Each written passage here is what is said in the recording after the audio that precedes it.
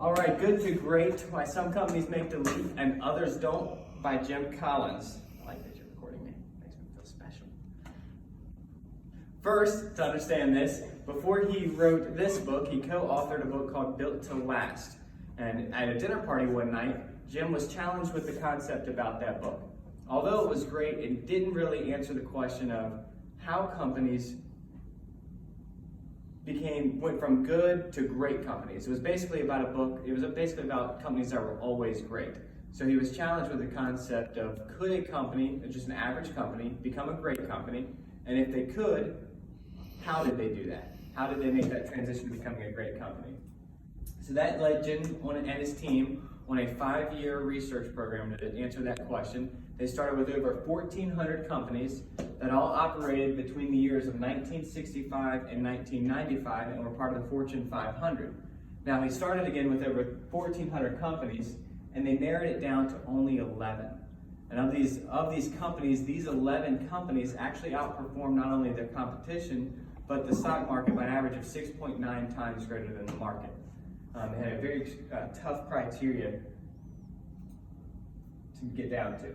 By looking at some of the companies that did not make the list, you can really appreciate how strong and how competitive these companies had to have been. These are American staples. I mean, you think about Walt Disney, everybody wants to take their kids to Walt Disney. Walmart, you can't go anywhere without Walmart. Pepsi, Pfizer, Geico, General Electric, these are all huge companies that we would all consider to be pretty successful. These aren't even the companies that made it. Again, there was only 11 that actually made it. So the very first sentence of the book in chapter 1 is, good is the enemy of great. And although good is not necessarily a bad thing, it does offer some disadvantages and some challenges. It's not recession-proof. It causes complacency, slow growth. It doesn't challenge the people to become better. It doesn't push the company to improve on itself. And the other thing that it does is, good companies, they suffer in market downturns, whereas a great company, they find a way to thrive. So Jim and his team identified 6 different things that you had to have in order to become from an average or good company to a great company. And all the companies, in the 11 companies that had this, they had each of these attributes. A level 5 leader, first who and then what, confront the brutal facts, a hedgehog concept, a culture of discipline, and technology accelerators. So we're going to touch on each of these briefly. First is the hedgehog concept. So based on an ancient Greek parable, the world is broken into 2 different groups, the hedgehog and the fox. So every day, the hedgehog wakes up, wants to go get water. It goes down its familiar path, straight and narrow, nice and slow, and it's going on down its path. And every day, the fox, wanting to eat the hedgehog, comes in at every different angle trying to get to him. And takes every different opportunity and different advantage you can try to find to get to the hedgehog. Every day the hedgehog sees this, rolls up into a protective ball, and just waits the fox out. Fox eventually gives up, and the hedgehog continues on down its path. So you ask yourself, well, what does this have to do with business? Well, Jim and his team realized that the 11 companies that identified and followed after one simple, clear path, they were the ones that led to success. So they broke it up into 3 different parts. What are you deeply passionate about? What you can be the best in the world at? And what drives your economic engine? So the first part is, what are you deeply passionate about? Gillette executives could not get excited about cheap razor blades. It didn't excite them at all. They didn't want to make them. So they wanted to have the same kind of technical gusto that you felt about a Boeing if you were stepping inside of a Boeing. Philip Morris executives were quoted as saying, I love cigarettes. It's one of the things that make life really worth living. They feel really passionate about their product. They feel like that's something that makes their life worth living. A Fannie Mae executive was talking about their company, and then not only was what made homeownership possible for thousands of Americans, they saw themselves as the social fabric of America, strengthening it. So they're very passionate about their products, and they feel like it helps their consumers have a better quality of life. The second part is what they can be the best at. Now, a key point here is what they can be the best at, not what they want to be the best at. So Jim and his team, one of the companies that made it in the final 11 was Wells Fargo.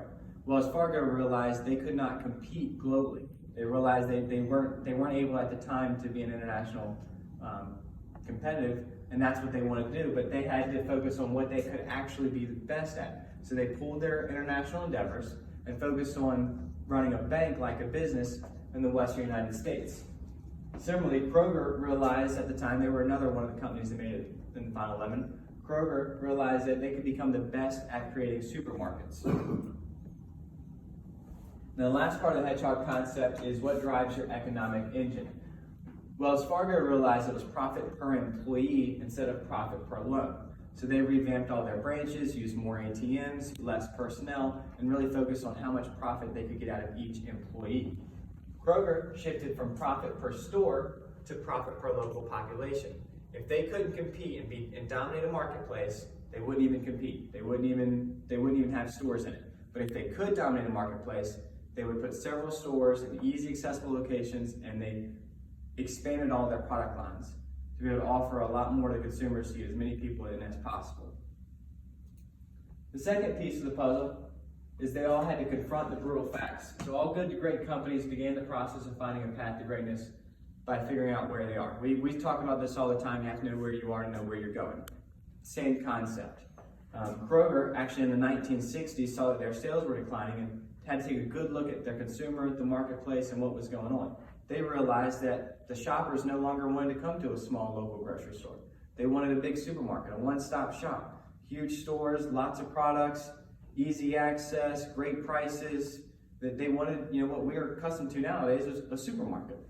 So they actually had to take a good look at their business, realize that they had to change everything. So store by store, city by city, they had to rebuild their entire company.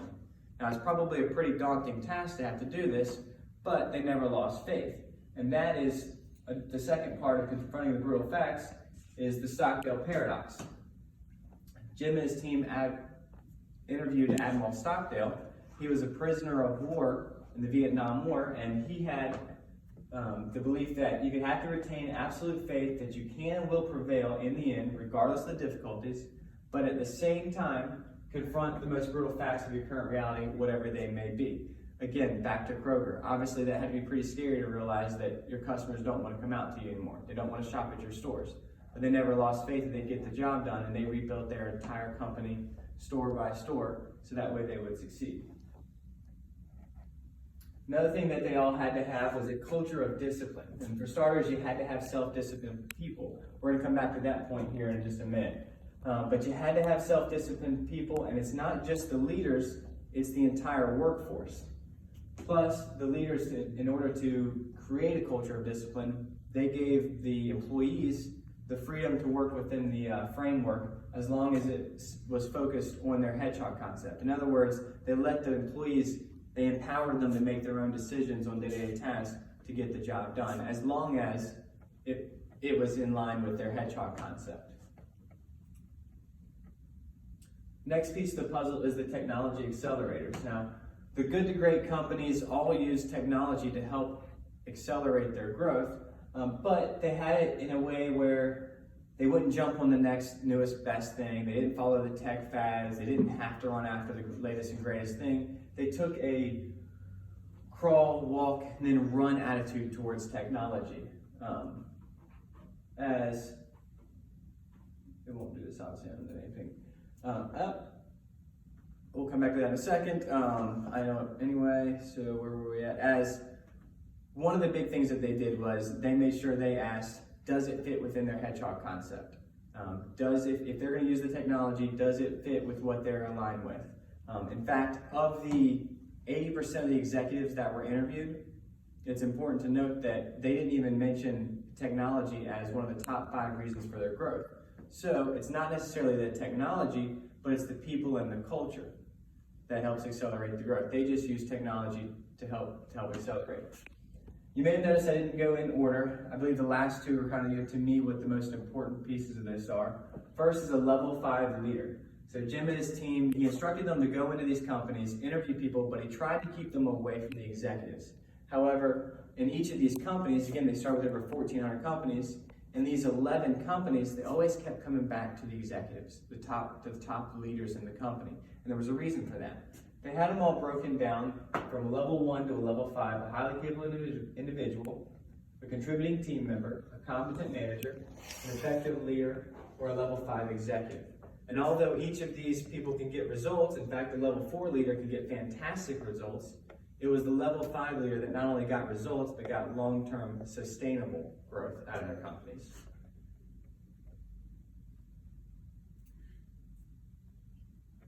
So some characteristics of a level 5 leader. When Jim and his team were interviewing these people, they found out they were extremely modest.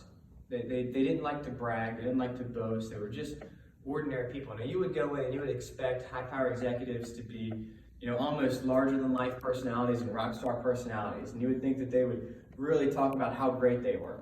You had to push them to even talk about themselves.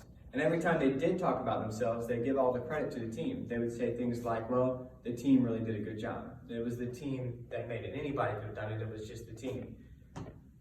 So they're extremely modest. They also have an unwavering resolve to do whatever has to be done. One of the executives actually had to go to the extent, not only like Kroger where they rebuilt every single store, one of the executives had to let go of family members, for their employees. They had to fire some of their family members. But whatever they say they're going to get done, they work towards to make sure they get done. They're also very ambitious, but for the company, not for themselves. So if the decision helped them in the short term, but hurt the company, they wouldn't make that decision. They would always go the route of what was best for the company. And then in the long term, they knew that they would be the better for it. And then the other thing is they had a window and mirror approach. So similarly, just like they would give all the credit to the team, if there was a shortcoming where they didn't get the job done or a failure, they wouldn't blame the team, they would take that. They would accept that responsibility and say, well, obviously I let the team down. I'm the one that, what could I have done differently to help us get to our goal? Instead of picking out team members and saying it's their fault or it's this person's fault, and they wouldn't blame the economy, it was their fault. And the last part, and this is where I think a level 5 leader's true genius really shines, is first who and then what. All the level 5 leaders, before they decided the direction of their company, they all decided who needed to be on their team. And the key point here is not just who needed to be on the team, but who needed to be off the team. So they made sure that not only did they have the right people in place, the energetic, the people that were ambitious, the people that were self-disciplined, they also recognized that they needed to get the doubters off, the naysayers, the people that didn't have the best interest. They would actually immediately get them off of the team. The other thing they would do is make sure they had people in the right positions.